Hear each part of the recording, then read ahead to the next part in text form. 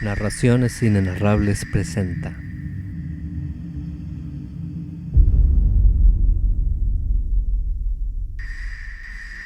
The Lord Dunsany.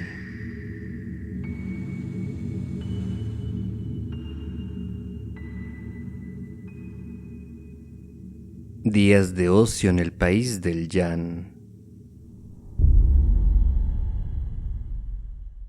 Cruzando el bosque, bajé a la orilla del Yan y allí encontré, según se había profetizado, al barco El Pájaro del Río, presto a soltar amarras. El capitán estaba sentado, con las piernas cruzadas, sobre la blanca cubierta, con su cimitarra al lado, enfundada en su vaina esmaltada de pedrería. Y los marineros desplegaban las ágiles velas para guiar el navío al centro del Yan, y entre tanto cantaban viejas canciones de paz.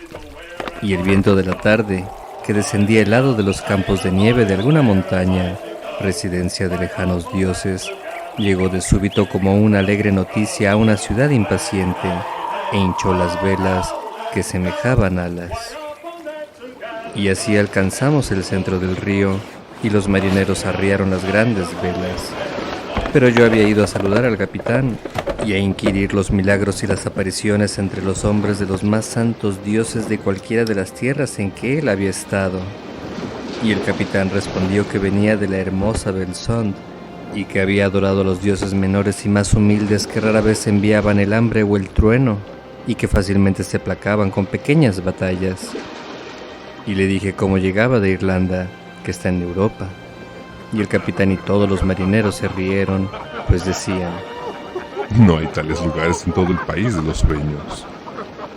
Cuando acabaron de burlarse, expliqué que mi fantasía moraba por lo común en el desierto de Cupar Nombo, en una ciudad azul llamada Golfot la Condenada, que guardaban en todo su contorno los lobos y sus sombras, y que había estado desolada años y años por una maldición que fulminaron una vez los dioses airados y que no habían podido revocar, y que a veces mis sueños me habían llevado hasta Pungarbes, la roja ciudad murada donde están las fuentes, que comercia con Ful y las islas.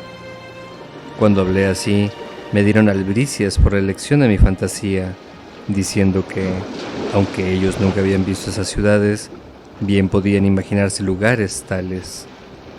Durante el resto de la tarde contraté con el capitán la suma que había de pagarle por mi travesía, si Dios y la corriente del Yan nos llevaban con fortuna a los arrecifes del mar que llaman Bar Ul Yan, la puerta del Yan.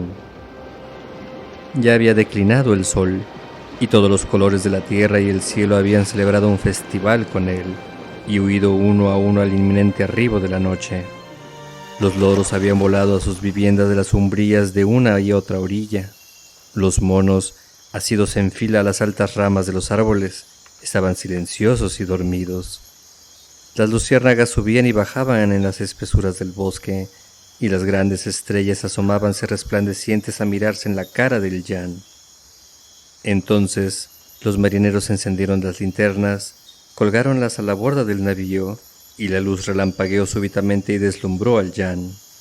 Y los ánades que viven a lo largo de las riberas pantanosas levantaron de pronto el vuelo y dibujaron amplios círculos en el aire, y columbraron las lejanías del Yan y la blanca niebla que blandamente encapotaba la fronda antes de regresar a sus pantanos.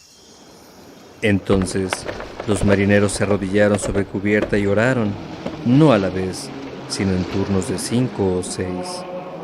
De uno y otro lado arrodillábanse 5 o 6, porque allí solo rezaban a un tiempo hombres de credos diferentes, para que ningún dios pudiera oír la plegaria de dos hombres al mismo tiempo. Tan pronto como uno acababa de orar, otro de la misma fe venía a tomar su puesto. Así es como se arrodillaba la fila de 5 o 6, con sus cabezas dobladas bajo las velas que latían al viento, mientras que la vena central del río Yan encaminábalos hacia el mar, y sus plegarias ascendían por entre las linternas y subían a las estrellas. Y detrás de ellos, en la popa del barco, el timonel rezaba en voz alta la oración del timonel, que rezan todos los que comercian por el río Yan, cualquiera que sea su fe. Y el capitán impetró a sus pequeños dioses menores, a los dioses que bendicen a Belsón. y yo también sentía anhelos de orar. Sin embargo, no quería rogar a un Dios celoso, allí donde los débiles y benévolos dioses eran humildemente invocados por el amor de los gentiles. Y entonces me acordé de Sheol Nuganot, a quien los hombres de la selva habían abandonado largo tiempo hacía, que está ahora solitario y sin culto, y a él recé. Mientras estábamos orando, cayó la noche de repente, como cae sobre todos los hombres que rezan al atardecer y sobre los hombres que no rezan. Pero nuestras plegarias confortaron nuestras almas cuando pensábamos en la gran noche que venía. Y así, el ya nos llevó magníficamente río abajo, porque estaba ensoberbecido con la hundida nieve que el Poltiades le trajera de los montes de Jab, y el mar y el Migris estaban hinchados por la inundación. Y nos condujo en su poder más allá de Kip y Pir, y vimos las luces de Golunza. Pronto estuvimos todos dormidos, menos el timonel, que gobernaba el barco por la corriente central del llano. Cuando salió el sol, cesó su canto el timonel, porque con su canto se alentaba en la soledad de la noche. Cuando cesó el canto nos despertamos súbitamente, otro tomó el timón y el timonel se durmió. Sabíamos que pronto llegaríamos a Mandarón. Luego que hubimos comido apareció Mandarón. Entonces el capitán dio sus órdenes y los marineros arriaron de nuevo las velas mayores, y el navío viró, y dejando el curso del Yan, entró en una dársena bajo los rojos muros de Mandarón. Mientras los marineros entraban para recoger frutas, yo me fui solo a la puerta de Mandarón. Solo unas cuantas chozas había, en las que habitaba la guardia. Un centinela de luenga barba blanca estaba a la puerta, armado de una herrumbrosa lanza. Llevaba unas grandes antiparras cubiertas de polvo. A través de la puerta vi la ciudad. Una quietud de muerte reinaba en ella. Las calles parecían no haber sido holladas y el musgo crecía espeso en el umbral de las puertas. En la plaza del mercado dormían confusas figuras. Un olor de incienso venía con el viento hacia la puerta, incienso de quemadas adormideras, y oías el eco de distantes campanas. Dije al centinela en la lengua de la región del Yan: ¿por qué están todos dormidos en esta callada ciudad? Él contestó: Nadie debe hacer preguntas en esta puerta, porque puede despertarse la gente de la ciudad. Porque cuando la gente de la ciudad se despierte, morirán los dioses. Y cuando mueran los dioses, los hombres no podrán soñar más. Empezaba a preguntarle qué dioses adoraba la ciudad, pero él enristró su lanza, porque nadie podía hacer preguntas allí. Le dejé entonces y me volví al pájaro del río. Mandarón era realmente hermosa, con sus blancos pináculos enhiestos sobre las rojas murallas y los verdes tejados de cobre. Cuando llegué al pájaro del río, los marineros ya estaban a bordo. Levamos anclas enseguida y nos hicimos a la vela otra vez, y otra vez seguimos por el centro del río. El sol culminaba en su carrera y alcanzábamos a oír en el río Yan las incontables miriadas de coros que le acompañaban en su ronda por el mundo. Porque los pequeños seres que tienen muchas patas habían desplegado al aire sus alas de gasa, suavemente, como el hombre que se apoya de codos en el balcón y rinde regocijado solemnes alabanzas al sol. O bien unos con otros danzaban en el aire inciertas danzas complicadas y ligeras, o desviábanse para huir al ímpetu de alguna gota de agua que la brisa había sacudido de una orquídea silvestre, escalofriando el aire y estremeciéndole al precipitarse a la tierra. Pero entre tanto cantan triunfalmente: porque el día es para nosotros, dicen. Lo mismo si nuestro magnánimo y sagrado Padre el Sol engendra más de nuestra especie en los pantanos, que si se acaba el mundo esta noche. Y allí cantaban todos aquellos cuyas notas son conocidas de los oídos humanos, así como aquellos cuyas notas, mucho más numerosas, jamás fueron oídas por el hombre. Para todos estos seres, un día de lluvia hubiera sido como para el hombre una era de guerra que asolara los continentes durante la vida de una generación. y salieron también de la oscura y humeante selva para contemplar el sol y gozarse en él las enormes y tardas mariposas. Y danzaron, pero danzaban perezosamente en las calles del aire, como tal reina altiva de lejanas tierras conquistadas, en su pobreza y destierro, danza en algún campamento de gitanos por solo el pan para vivir, pero sin que su orgullo consintiérale bailar por un mendrugo más. Y las mariposas cantaron de pintadas y extrañas cosas, de orquídeas purpúreas y de rojas ciudades perdidas, y de los monstruosos colores de la selva marchita. Y ellas también estaban entre aquellos cuyas voces son imperceptibles a los oídos humanos.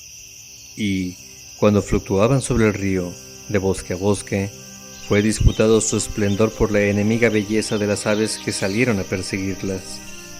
A veces posábanse en las blancas y serias yemas de la planta que se arrastra y trepa por los árboles de la selva, y sus alas de púrpura resplandecían sobre los grandes capullos, como cuando van las caravanas de Nuratase, las sedas relampagueantes resplandecen sobre la nieve, donde los astutos mercaderes las despliegan una a una para ofuscar a los montañeses de las montañas de Nor. Mas sobre hombres y animales el sol enviaba su sopor. Los monstruos del río yacían dormidos en el légamo de la orilla. Los marineros alzaron sobre cubierta un pabellón de doradas borlas para el capitán, y fuéronse todos, menos el timonel, a cobijarse bajo una vela que habían tendido como un toldo entre dos mástiles. Entonces se contaron cuentos unos a otros de sus ciudades y de los milagros de sus dioses, hasta que cayeron dormidos. El capitán me brindó la sombra de su pabellón de borlas de oro y charlamos durante algún tiempo, diciéndome él que llevaba mercancías a Perdondaris y que de retorno llevaría cosas del mar a la hermosa Belzón. Y mirando a través de la abertura del pabellón los brillantes pájaros y mariposas que cruzaban sobre el río una y otra vez, me quedé dormido y soñé que era un monarca que entra en su capital bajo empavesados arcos y que estaban allí todos los músicos del mundo tañendo melodiosamente sus instrumentos, pero sin nadie que le aclamase. A la tarde, cuando enfrió el día, desperté y encontré al capitán ajustándose la cimitarra que se había desceñido para descansar. En aquel momento nos aproximábamos al amplio foro de Astahang que se abre sobre el río. Extrañas barcas de antiguo corte estaban amarradas a los peldaños. Al acercarnos vimos el abierto recinto marmóreo, en cuyos 3 lados levantábase las columnatas del frente de la ciudad. Y en la plaza y a lo largo de las columnatas paseaba la gente de aquella ciudad con la solemnidad y el cuidado gesto que corresponde a los ritos del antiguo ceremonial. Todo en aquella ciudad era de estilo antiguo. La decoración de las casas, que, destruida por el tiempo, no había sido reparada, era de las épocas más remotas. Y por todas partes estaban representados en piedra los animales que han desaparecido de la tierra hace mucho tiempo: el dragón, el grifo, el hipogrifo y las varias especies de gárgola. Nada se encontraba, ni en los objetos ni en los usos, que fuera nuevo en Astahang. Nadie reparó en nosotros cuando entramos, sino que continuaron sus procesiones y ceremonias en la antigua ciudad, y los marineros, que conocían sus costumbres, tampoco pusieron mayor atención en ellos. Pero yo, así que estuvimos cerca, pregunté a uno de ellos que estaba al borde del agua qué hacían los hombres de Astahang, y cuál era su comercio, y con quién traficaban. Dijo: Aquí hemos encadenado y maniatado al tiempo, que, de otra suerte, hubiera matado a los dioses. Le pregunté entonces qué dioses adoraban en aquella ciudad, y respondió: A todos los dioses a quienes el tiempo no ha matado todavía. Me volvió la espalda y no dijo más, y se compuso de nuevo el gesto propio de la antigua usanza. Y así, según la voluntad del Yan, derivamos y abandonamos Astahang. El río ensanchábase por bajo de Astahang. Allí encontramos mayores cantidades de los pájaros que hacen presa en los peces, y eran de plumaje maravilloso, y no salían de la selva, sino que, con sus largos cuellos estirados y con sus patas tendidas hacia atrás en el viento, volaban rectos por el centro del río. Entonces empezó a condensarse el anochecer. Una espesa niebla blanca había aparecido sobre el río y calladamente se extendía. Hacíase a los árboles con largos brazos impalpables y ascendía sin cesar, helando el aire. Y blancas formas huían a la selva como si los espectros de los marineros naufragados estuviesen buscando furtivamente en la sombra los espíritus malignos que tiempo atrás habíanles hecho naufragar en el Yan. Cuando el sol comenzó a hundirse tras el campo de orquídeas que descollaban en la alfombrada ladera de la selva, los monstruos del río salieron chapoteando del cieno en que se habían acostado durante el calor del día, y los grandes animales de la selva salían a beber. Las mariposas habían ido a descansar poco antes. En los angostos afluentes que cruzábamos, la noche parecía haber cerrado ya, aunque el sol, que se había ocultado de nosotros, aún no se había puesto.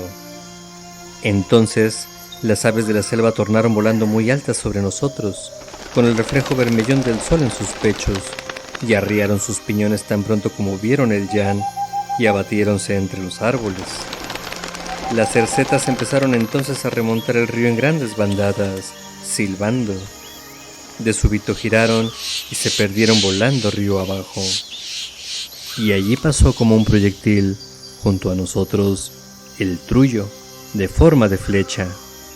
Y oímos los varios graznidos de los bandos de patos que los marineros me dijeron habían llegado cruzando las cordilleras lipasianas. Todos los años llegan por el mismo camino que pasa junto al pico de Mluna, dejándolo a la izquierda. Y las águilas de la montaña saben el camino que traen, y al decir de los hombres, hasta la hora, y todos los años los esperan en el mismo camino en cuanto las nieves han caído sobre los llanos del norte. Mas pronto avanzó la noche de tal manera que ya no vimos los pájaros, y solo oíamos el zumbido de sus alas, y de otros innumerables también, hasta que todos se posaron a lo largo de las márgenes del río, y entonces fue cuando salieron las aves de la noche. En aquel momento encendieron los marineros las linternas de la noche, y enormes alivillas aparecieron aleteando en torno del barco, y por momentos sus colores suntuosos hacíanse visibles a la luz de las linternas. Pero al punto entraban otra vez en la noche, donde todo era negro. Oraron de nuevo los marineros, y después cenamos y nos tendimos, y el timonel tomó nuestras vidas a su cuidado. Cuando desperté, me encontré que habíamos llegado a Perdondaris, la famosa ciudad, porque a nuestra izquierda alzábase una hermosa y notable ciudad, tanto más placentera a los ojos porque solo la selva habíamos visto mucho tiempo hacía. Anclamos junto a la plaza del mercado y desplegóse toda la mercancía del capitán, y un mercader de Perdondaris se puso a mirarla. El capitán tenía la cimitarra en la mano y golpeaba con ella, colérico, sobre cubierta, y las astillas saltaban del blanco entarimado, porque el mercader habíale ofrecido por su mercancía un precio que el capitán tomó como un insulto a él y a los dioses de su país, de quienes dijo eran grandes y terribles dioses, cuyas maldiciones debían ser temidas. Pero el mercader agitó sus manos, que eran muy carnosas, mostrando las rojas palmas, y juró que no lo hacía por él, sino solamente por las pobres gentes de las chozas del otro lado de la ciudad, a quienes deseaba vender la mercancía al precio más bajo posible, sin que a él le quedara remuneración. Porque la mercancía consistía principalmente en las espesas alfombras tumaruns, que en invierno resguardaban el suelo del viento, y el toyup, que se fuma en pipa. Dijo, por tanto, el mercader, que si ofreció un pifec más, la pobre gente estaría sin sus tumaruns cuando llegase el invierno, y sin su toyup para las tardes, o que, de otra suerte, él y su anciano padre morirían de hambre. A esto el capitán levantó su cimitarra contra su mismo pecho, diciendo que entonces estaba arruinado y que no le quedaba sino la muerte. Y mientras cuidadosamente levantaba su barba con su mano izquierda, miró el mercader de nuevo la mercancía y dijo que mejor que ver morir a tan digno capitán, al hombre por quien él había concebido especial afecto desde que vio por primera vez su manera de gobernar la nave. Él y su anciano padre morirían de hambre, y entonces ofreció 15 pífex más. Cuando así hubo dicho, prosternóse el capitán y rogó a sus dioses que endulzaran aún más el amargo corazón de este mercader, a sus diosesillos menores, a los dioses que protegen a Belzón. Por fin ofreció el mercader 5 pífex más. Entonces lloró el capitán, porque decía que se veía abandonado de sus dioses, y lloró también el mercader, porque decía que pensaba en su anciano padre y en que pronto moriría de hambre, y escondió su rostro lloroso entre las manos, y de nuevo contempló el toyub entre sus dedos.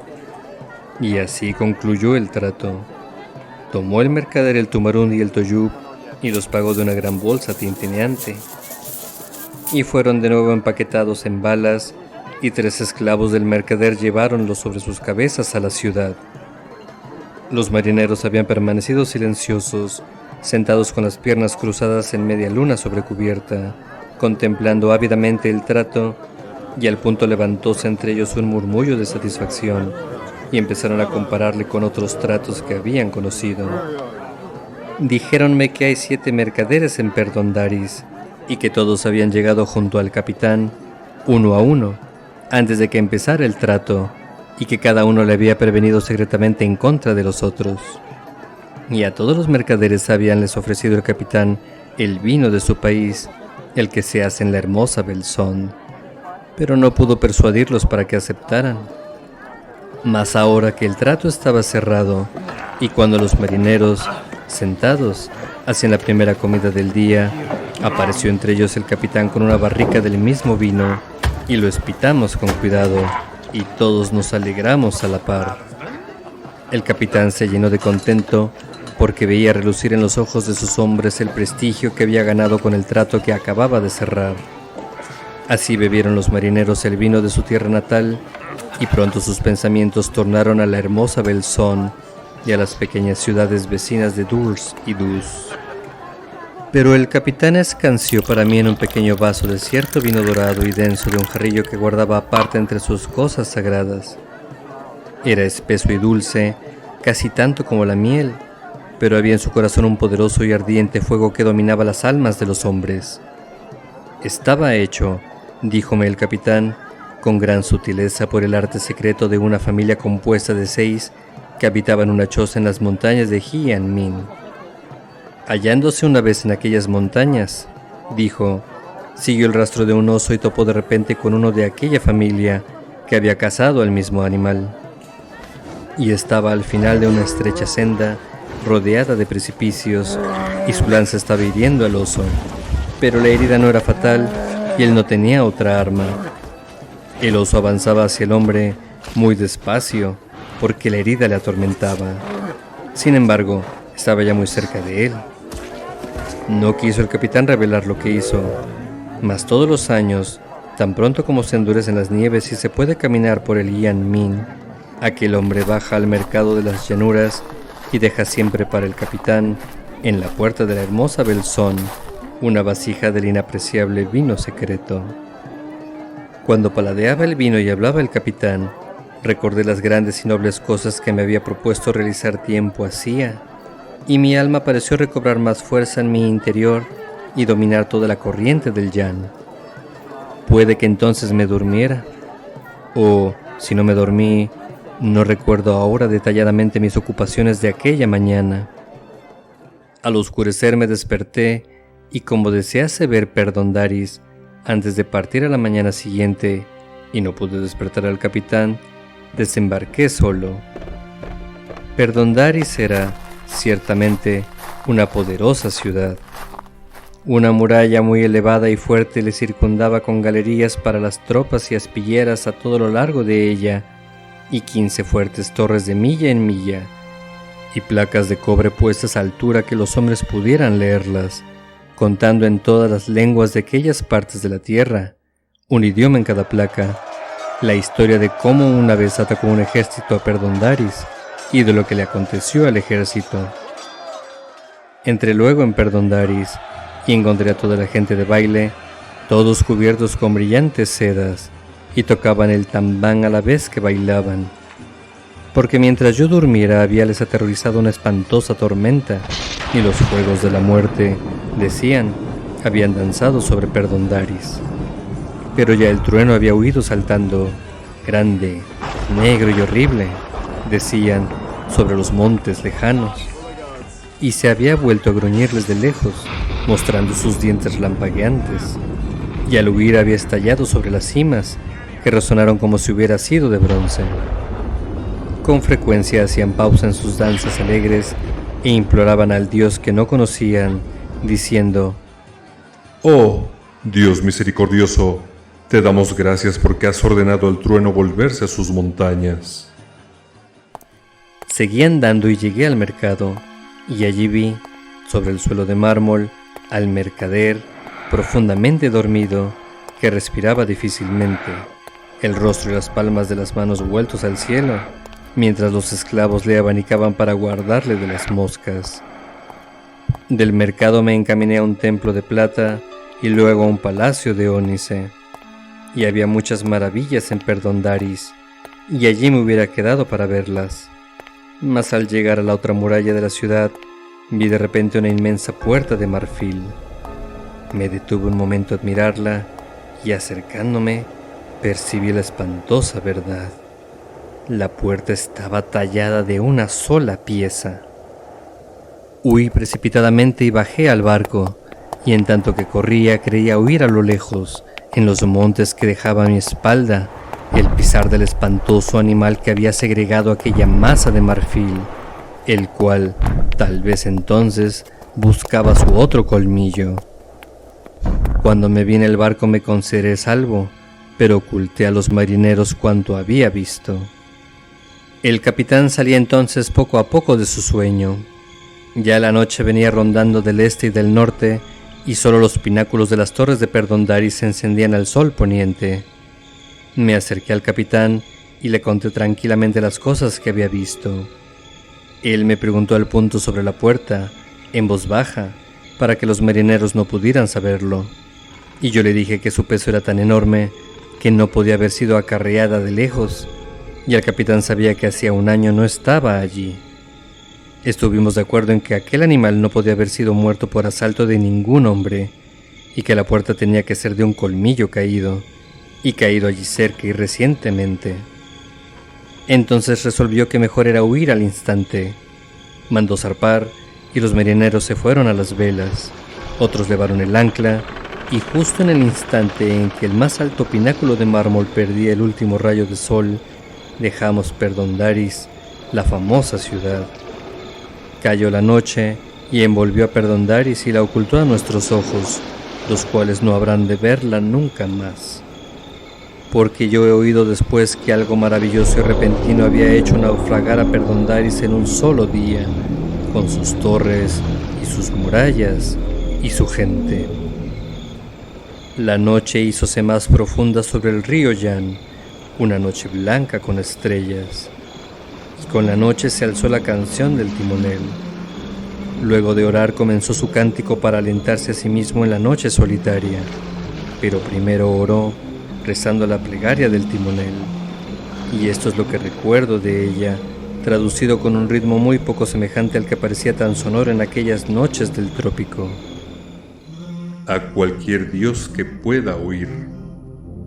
Donde quiera que estén los marineros, en el río o en el mar, ya sea oscura su ruta o naveguen en la borrasca, ya los amenace peligro de fiera o de roca, ya los aceche el enemigo en tierra o los persiga por el mar, ya esté helada la caña del timón o rígido el timonel, ya duerman los marineros bajo la guardia del piloto, guárdanos, guíanos, tórnanos a la vieja tierra que nos ha conocido, a los lejanos hogares que conocemos, a todos los dioses que son, a cualquier Dios que pueda oír. Así oraba en el silencio, y los marineros se tendieron para reposar. Se hizo más profundo el silencio, que solo interrumpían las ondas del Yan, que rozaban ligeramente nuestra proa. A veces, algún monstruo del río tosía.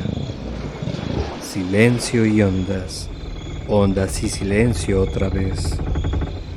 Y la soledad envolvió al timonel y empezó a cantar, y cantó las canciones del mercado de Dulcidus y las viejas leyendas del dragón de Belzón. Cantó muchas canciones, contando al espacioso y exótico Jan los pequeños cuentos y nonadas de su ciudad de Dur.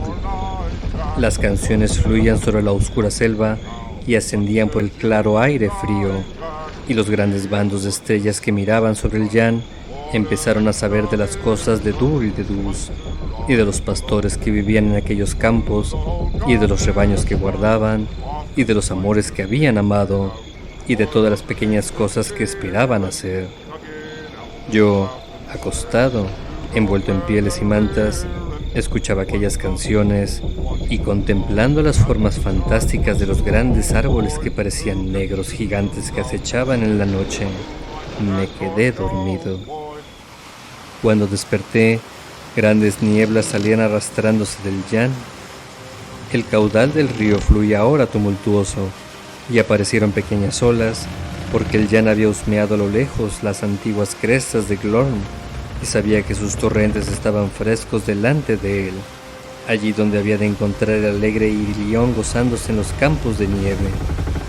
Sacudió el letárgico sueño que le invadiera entre la selva cálida y olorosa, y olvidó sus orquídeas y sus mariposas, y se precipitó expectante, turbulento, fuerte. Y pronto los nevados picos de los montes de Glorm aparecieron resplandecientes. Ya los marineros despertaban de su sueño. Enseguida comimos y se echó a dormir el timonel, mientras le reemplazaba un compañero, y todos se extendieron sobre aquel sus mejores pieles. Al poco oímos el son del Irilión, que bajaba danzando de los nevados campos. Y después vimos el torrente de los montes de Glorm, empinado y brillante ante nosotros, y hacia él fuimos llevados por los altos del Jan. Entonces dejamos la vaporosa selva y respiramos el aire de la montaña. Irguiéronse los marineros y tomaron de él grandes bocanadas, y pensaron en sus remotos montes de Acroctia, en que estaban Dulcidus. Más abajo, en la llanura, está la hermosa Belzón. Una gran sombra cobijábale entre los acantilados de Glorm, pero las crestas brillaban sobre nosotros lo mismo que nodosas lunas y casi encendían la penumbra. Cada vez se oía más clamoroso el canto del Irilión, y el rumor de su danza descendía de los campos de nieve, que pronto vimos blanca, llena de nieblas y enguirnaldada de finos y tenues arcoíris que se había prendido en las cimas de la montaña de algún jardín celestial del sol. Entonces corrió hacia el mar con el ancho Jan gris, y el valle se ensanchó y se abrió al mundo, y nuestro barco fluctuante salió a la luz del día. Pasamos toda la mañana y toda la tarde entre las marismas del Pondomberi. El Jan se derramaba en ellas y fluía solemne y pausado, y el capitán mandó a los marineros que tañeran las campanas para dominar el espanto de las marismas. Por fin dejáronse ver las montañas de Irusia, que alimentan los pueblos de Penkai y Blut, y las calles tortuosas de Mlo, donde los sacerdotes sacrifican a los aludes vino y maíz. Descendió luego la noche sobre los llanos de Tlun, y vimos las luces de Capadarnia. Oímos a los patnitas batir sus tambores cuando pasamos Ilmaut y Golsunda. Luego todos durmieron, menos el timonel.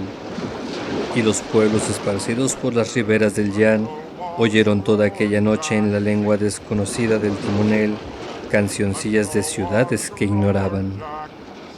Me desperté al alba con la sensación de que era infeliz, antes de recordar por qué. Entonces recapacité en que al atardecer del día incipiente, según todas las probabilidades, debíamos llegar a Bar Uljan, donde había de separarme del capitán y sus marineros. Habíame agradado el hombre porque me obsequiaba con el vino amarillo que tenía apartado entre sus cosas sagradas, y porque me contaba muchas historias de su hermosa Belzón, entre los montes de Acroctia y el Jian Min.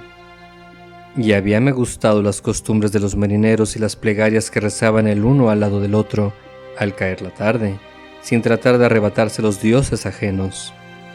También me deleitaba la ternura con que hablaban a menudo de Durs y de Dus, porque es bueno que los hombres amen sus ciudades nativas y los pequeños montes en que se asientan aquellas ciudades. Y había llegado hasta saber a quién encontrarían cuando tornaran a sus hogares, y donde pensaban que tuvieran lugar los encuentros, unos en el valle de los montes acroctianos, a donde sale el camino del Yan, otros en la puerta de una u otra de las 3 ciudades, y otros junto al fuego en su casa. Y pensé en el peligro que a todos nos había amenazado por igual en las afueras de Perdondaris, peligro que, por lo que ocurrió después, fue muy real. Y pensé también en la animosa canción del timonel en la fría y solitaria noche, y en cómo había tenido nuestras vidas en sus manos cuidadosas. Y cuando sí pensaba, cesó de cantar el timonel, alcé los ojos y vi una pálida luz que había aparecido en el cielo. Y la noche solitaria había transcurrido, ensanchábase el alba y los marineros despertaban. Pronto vimos la marea del mar que avanzaba resuelta entre las márgenes del Yan, y el Yan saltó flexible hacia él, y ambos lucharon un rato. Luego el Yan y todo lo que era suyo fue empujado hacia el norte, así que los marineros tuvieron que izar las velas, y gracias al viento favorable pudimos seguir navegando. Pasamos por Góndara, Nar y Haz. Vimos la memorable y santa Golnuz y oímos la plegaria de los peregrinos. Cuando despertamos, después del reposo de mediodía, nos acercábamos a Nen, la última de las ciudades del Yan. Otra vez nos rodeaba la selva, así como a Nen, pero la gran cordillera de Mlún dominaba todas las cosas y contemplaba a la ciudad desde fuera. Anclamos y el capitán y yo penetramos en la ciudad, y allí supimos que los vagabundos habían entrado en Nen. Los vagabundos eran una extraña, enigmática tribu que una vez cada 7 años bajaban de las cumbres de Mlún, cruzando la cordillera por un puerto que solo ellos conocen, de una tierra fantástica que está del otro lado. Las gentes de Nen habían salido todas de sus casas y estaban maravilladas en sus propias calles, porque los vagabundos, hombres y mujeres, se apiñaban por todas partes y todos hacían alguna cosa rara. Unos bailaban pasmosas danzas que habían aprendido del viento del desierto, arqueándose y girando tan vertiginosamente que la vista ya no podía seguirlos. Otros tañían en instrumentos bellos y plañideros sones llenos de horror que les habían enseñado su alma, perdidos por la noche en el desierto, ese extraño y remoto desierto de donde venían los vagabundos. Ninguno de sus instrumentos era conocido en Nen, ni en parte alguna de la región del Yan, ni los cuernos de que algunos estaban hechos eran de animales que alguien hubiera visto a lo largo del río, porque tenían barbadas las puntas. Y cantaron en un lenguaje ignorado, cantos que parecían afines a los misterios de la noche y al miedo sin razón que inspiran los lugares oscuros. Todos los perros de Nen recelaban de ellos agriamente, y los vagabundos contábanse entre sí cuentos espantosos, pues aunque ninguno de Nen entendía su lenguaje, podían ver el terror en las caras de los oyentes, y cuando el cuento acababa, el blanco de sus ojos mostraba un vívido terror, como los ojos del ave en que hace presa el halcón. Luego el narrador se sonreía y se detenía, y otro contaba su historia, y los labios del narrador del primer cuento temblaban de espanto. Si acertaba a aparecer alguna feroz serpiente, los vagabundos recibíanla como a un hermano, y la serpiente parecía darle su bienvenida antes de desaparecer. Una vez, la más feroz y letal de las serpientes del trópico, la gigante Lithra, salió de la selva y entróse por la calle principal de Nen, y ninguno de los vagabundos se apartó. Por el contrario, empezaron a batir ruidosamente los tambores, como si se tratara de una persona muy honorable, y la serpiente pasó por en medio de ellos, sin morder a ninguno. Hasta los niños de los vagabundos hacían cosas extrañas, pues cuando alguno se encontraba con un niño de Nen, ambos se contemplaban en silencio con grandes ojos serios. Entonces, el niño de los vagabundos sacaba tranquilamente de su turbante un pez vivo o una culebra, y los niños de Nen no hacían nada de esto. Anhelaba quedarme para escuchar el himno con que reciben a la noche y que contestan los lobos de las alturas de Mlun, mas ya era tiempo de elevar el ancla para que el capitán pudiera volver de Bar Ulyan a favor de la pleamar. Tornamos a bordo y seguimos aguas abajo del Yan.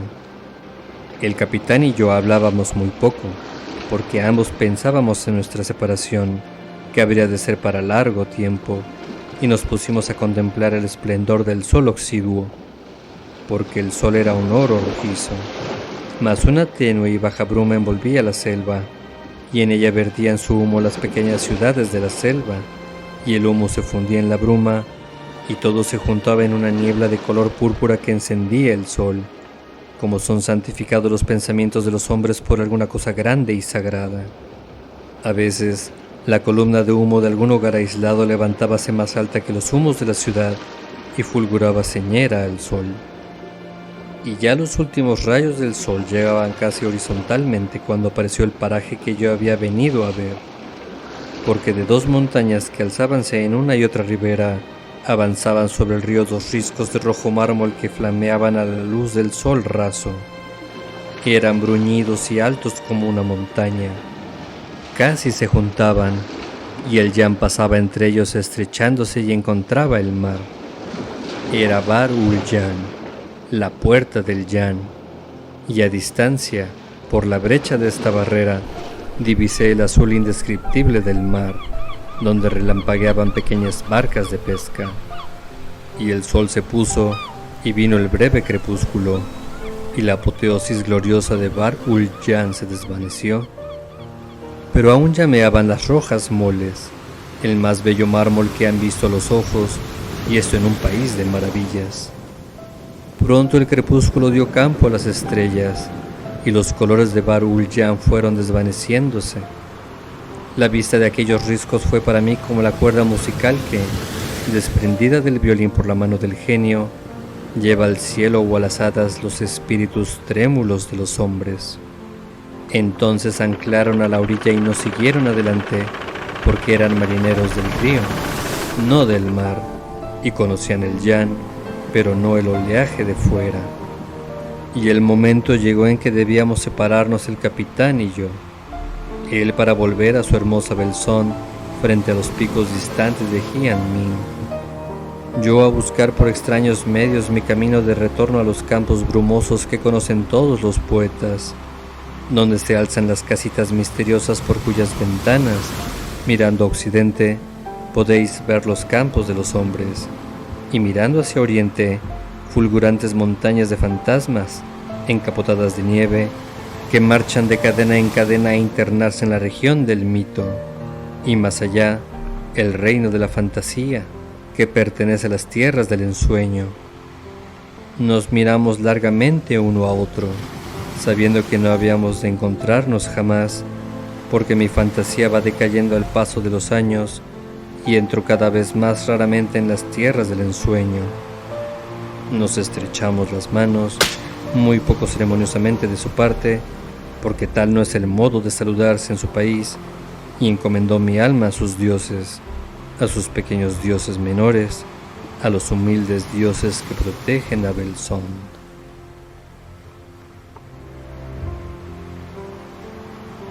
Días de ocio en el país del Yan.